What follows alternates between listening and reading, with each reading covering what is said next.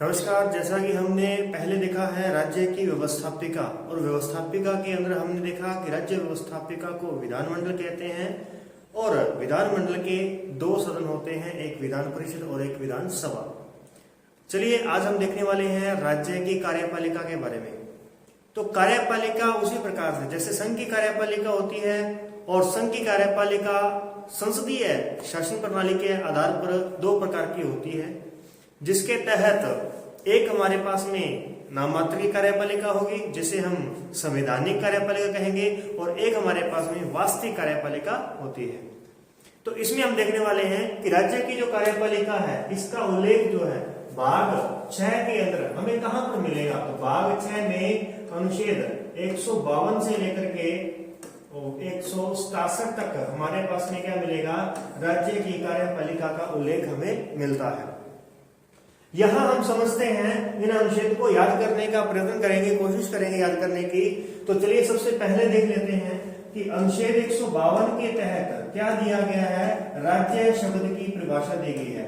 राज्य शब्द की परिभाषा, शब्द की परिभाषा यहां पर दी गई है, और ये परिभाषा केवल भाग 6 में नहीं आती।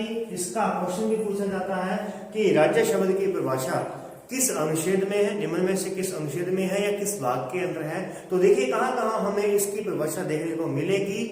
तो सबसे पहले भाग 3 जिसके अंदर आते हैं मूल अधिकार, और मूल अधिकार किसको प्राप्त है, नागरिकों को। और नागरिक कहाँ रहते हैं, राज्य में रहते हैं। तो इसीलिए जैसे राज्य आता है तो राज्य शब्द की परिभाषा अनुच्छेद 12 में हमें मिलेगी। उसके बाद में आता है भाग 4 जिसमें आता है नीति निर्देशित तत्व, और 12-36 तो कहां जाएंगे हम, 36 में, अनुच्छेद 36 के अंदर हमें फिर से राज्य शब्द की परिभाषा मिलेगी। और उसके बाद में हमें मिलेगी 152 में क्या मिलेगा, राज्य शब्द की परिभाषा। इसके बाद में देखते हैं अनुच्छेद 153 में क्या होगा कि सबसे पहले राज्य का एक राज्यपाल होगा। प्रत्येक राज्य में क्या होगा, एक राज्यपाल होगा। अब ये राज्यपाल जो होता है, ये जिस प्रकार से देश में राष्ट्रपति होता है वह सर्वोच्च नागरिक होता है, प्रथम नागरिक कहलाता है देश का। ऐसे ही राज्य का प्रथम नागरिक कौन कहलाता है, तो राज्यपाल कहलाता है।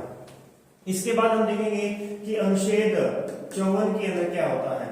नेक्स्ट इसमें ध्यान रखना आपको कि जिस प्रकार से राज्य या राष्ट्रपति को उसकी शक्तियां दी जाती हैं संघ की कार्यपालिका की, उसी प्रकार से राज्य की कार्यपालिका शक्तियां, राज्य की कार्यपालिका शक्तियां किसमें निहित होती हैं, कार्यपालिका शक्तियां राज्यपाल में निहित होती हैं, कार्यपालिका शक्तियां। तो यहाँ पर हम शक्तियों की बात कर लेते हैं। हालांकि यहाँ पर सरोजिनी नायडू जो कि देश की, भारत की प्रथम राज्यपाल है, सबसे पहली महिला राज्यपाल जो है भारत में, पूरे भारत में जो बनने वाली है वो सरोजिनी नायडू है, जो कि उत्तर प्रदेश की राज्यपाल रही थी।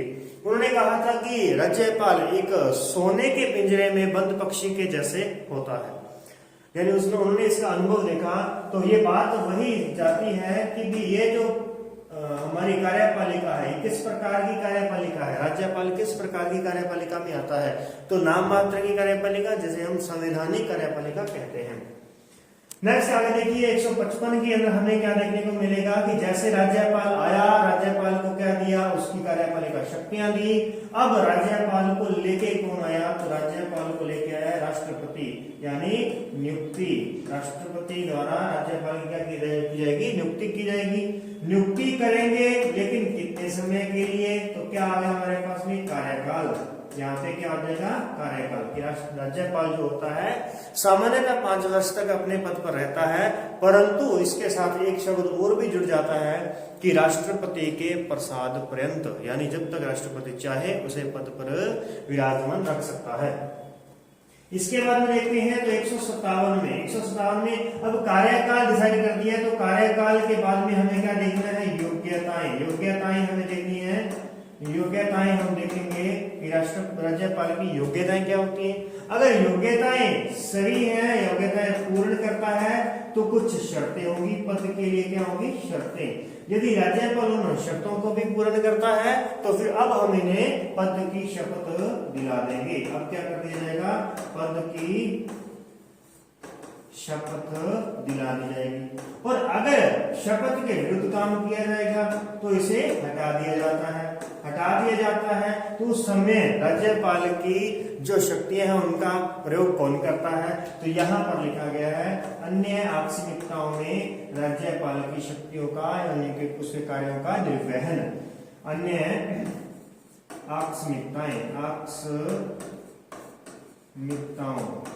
आकस्मिकताओं में राज्यपाल के कृत्यों का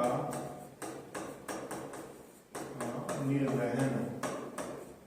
तो कौन करेगा यहाँ पे इसके कर्तव्यों का निर्वहन? तो राष्ट्रपति द्वारा जो स्थापित है उसके द्वारा किया जाएगा। जैसे राष्ट्रपति क्या कर सकता है, ऐसे अपने 7वां संविधान संशोधन जो हुआ था, 7वां संविधान संशोधन 1956, इसके तहत राज्यपाल पद स्थापित किया गया था। इससे पहले आप देखेंगे राजस्थान के अंदर आपको राज प्रमुख मिलेगा, लेकिन उसके बाद में उसका पद जो है वो किस में कन्वर्ट कर दिया जाता है, राज्यपाल में बदल दिया जाता है।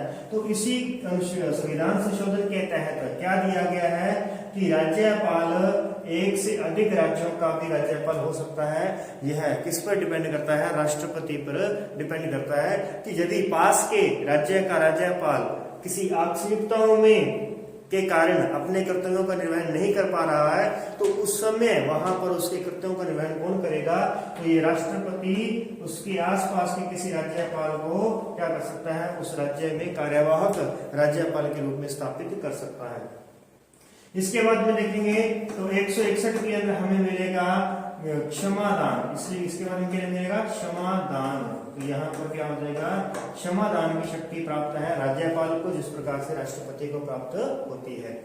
इसके बाद देखते हैं तो 162 के अंदर, अब 62 के अंदर देखो राज्यपाल तो हमारे पास हो गया, अभी तो एक व्यक्ति है। अब हमें राज्य की जो कार्यपालिका है इसका थोड़ा विस्तार करना चाहिए। तो राज्य की कार्यपालिका का विस्तार करेंगे। अब कार्यपालिका का विस्तार कैसे किया जा सकता है? कुछ लोगों को लाकर के, कुछ सदस्यों को लाकर के हम इस कार्यपालिका का विस्तार कर देते हैं। लेकिन उन्हें हम लाएंगे क्यों लेकर के आ रहे हैं? तो राज्यपाल की सलाह एवं परामर्श के लिए, राज्यपाल की सलाह एवं परामर्श के लिए एक मंत्री परिषद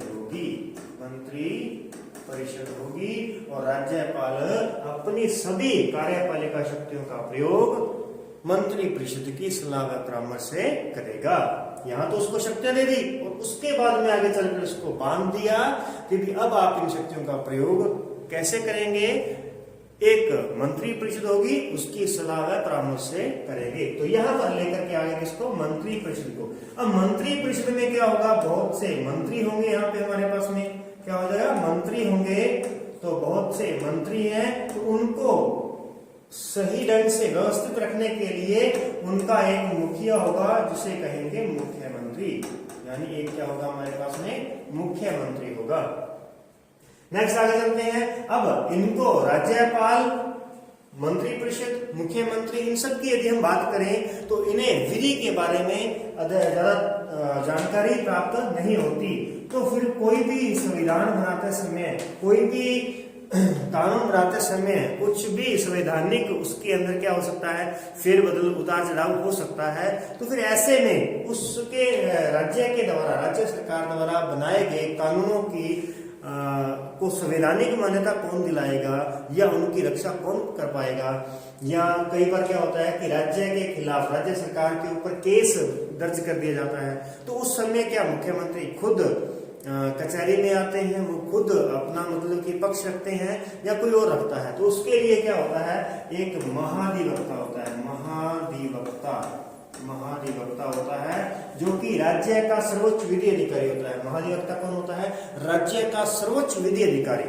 और देश का सर्वोच्च विधि अधिकारी कौन होता है? महान्यायवादी। देश का सर्वोच्च विधि अधिकारी कौन है? महान्यायवादी है। अब महाधिवक्ता को भी ले आए।